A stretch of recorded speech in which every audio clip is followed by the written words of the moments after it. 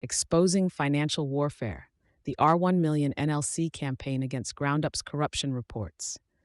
The National Lotteries Commission, NLC, of South Africa has been caught in a financial and legal onslaught, spending over R1-million in an attempt to silence GroundUp, an investigative news platform exposing allegations of corruption within its operations. According to information provided by the new Minister of Trade, Industry and Competition, Parks Tau, the NLC, under its previous administration, employed costly legal motions geared towards intimidating journalists and curtailing press freedom.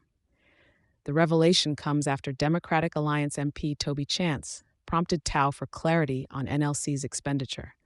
The TSC minister disclosed legal expenses approaching R1.4 million were incurred by the NLC in the bid to contest media publications it deemed defamatory. GroundUp's rigorous work over the years to unveil corruption in lottery-funded projects was the prime target of these pursuits. In January 2020, legal firm Malachi Kanye, acting on behalf of the NLC, demanded GroundUp cease publishing details of lottery grant beneficiaries, threatening court action. The NLC invoked a section of the Lotteries Act, suggesting that the publication of grantee information was unlawful, a claim firmly rebutted by GroundUp's legal counsel, Jacques Liu.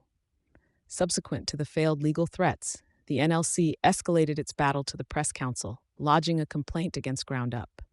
However, the complaint was dismissed on all accounts, including upon appeal. Malachi Kanye's influence crested when, in July 2020, they represented United Civil Society in Action, UCSA, an entity with close ties to the NLC's previous leadership, to halt details of lottery grantees from publicizing.